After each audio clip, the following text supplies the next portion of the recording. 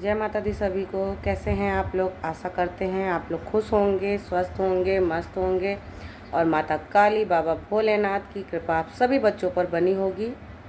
आज हम बात करेंगे ज्योत के बारे में कि अखंड ज्योत के क्या क्या नियम होते हैं, अखंड ज्योत किस प्रकार से रखते हैं और अखंड ज्योत क्या नवरात्रि में ही जलाते हैं या और भी किसी भी तरीके से कभी भी जला सकते हैं। तो इसी चीज़ पे आज चर्चा करेंगे।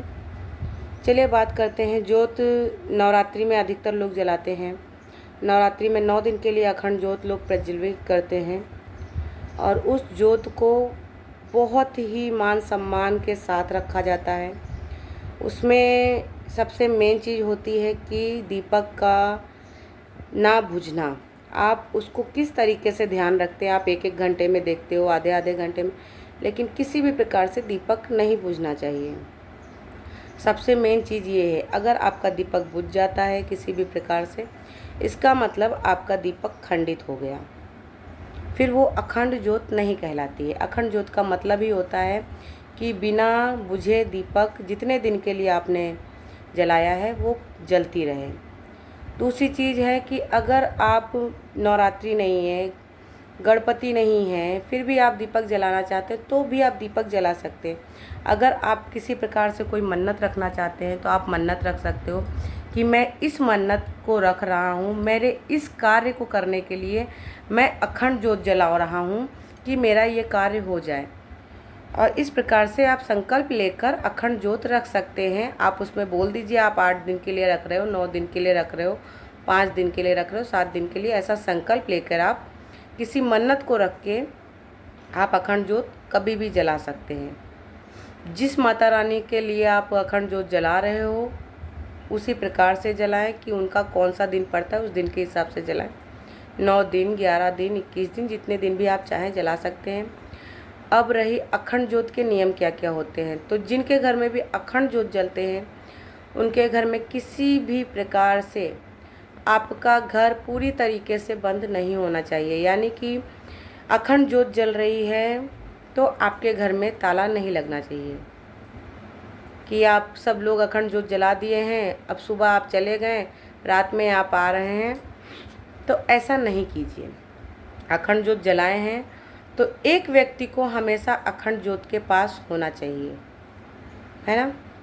एक व्यक्ति को अखंड ज्योत के पास होना चाहिए। अखंड ज्योत जिस बंदे ने जलाई है, जिस भी रीज़न से जलाई है, उस व्यक्ति को ज़मीन पर ही जो सोना होगा जब तक वो अखंड ज्योत जलाएंगे। अखंड ज्योत को अकेले नहीं छोड़ते हैं, ठीक है। तीसरी चीज़ है कि अखंड ज्योत में आपको ब्रह्मचर्य का भी पालन करना होता है। और अखंड ज्योत में जो बंदे ने अखंड ज्योत जला रखी है, हो सके तो घर में सभी लोग अखंड ज्योत जब तक जल रही है तब तक लहसुन प्याज ना खाएं। अगर नहीं हो सकता है, नहीं पॉसिबल है, तो जिस बच्चे ने अखंड ज्योत जलाई है कम से कम वो कुछ भी खा पी सकता है, लेकिन अखंड ज्योत जब तक जला रखी है उसने तब तक वो लहसुन प्याज किसी भी तरीके से ना खाए पिए। तो ये होते हैं अखंड ज्योत के नियम। अखंड ज्योत आप मन्नत, अगर आपने मन्नत रखी है, किसी प्रकार की कोई मन्नत रखी है, या अगर मेरी ये मन्नत पूरी होगी तो मैं अखंड ज्योत जलाऊंगी, तब भी आपको अखंड ज्योत जलाना चाहिए।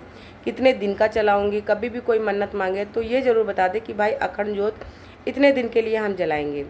या आप मन्नत मांग रहे हो, आप चाहते हो कि पहले मैं अखंड ज्योत जलाऊँ, मन्नत चाहे जब भी पूरी हो तब भी आप अखंड ज्योत जला सकते हो। तो आशा करती हूँ आप लोगों को ये जानकारी पसंद आई होगी। और ऐसा ज़रूरी नहीं है कि अखंड ज्योत नवरात्रि में ही जला सकते हो, गणपति में ही जला सकते हो, या स्पेशल कुछ है तो ही जला सकते हो। अगर आपकी मर्जी है तो आप संकल्प लेके अखंड ज्योत कभी भी जला सकते हैं, लेकिन उनके सारे नियम फॉलो करने होते हैं। हर चीज़ का बारीकी से ध्यान रखना होता है। अखंड ज्योत को कभी भी अकेला नहीं छोड़ना चाहिए, उस घर में ताला नहीं लगना चाहिए। अखंड ज्योत जलाने वाले व्यक्ति को सभी प्रकार से हर नियम का पालन करना होता है। तो आशा करती हूँ आप लोगों को ये जानकारी अच्छी लगी होगी। अगर जानकारी अच्छी लगे तो चैनल को सब्सक्राइब करें, बेल आइकन को प्रेस करें, लाइक करें, वीडियो को शेयर करें, जिससे दूसरे भी लोगों को अच्छी अच्छी जानकारी प्राप्त होती रहे। चलिए, इस जानकारी के बाद अगर आगे आप लोगों को किसी और चीज़ पर जानकारी चाहिए तो आप हमें कमेंट करके बताएं, उस पर भी वीडियो मैं ज़रूर बनाऊंगी। तब तक के लिए जय माई की, हर हर महादेव।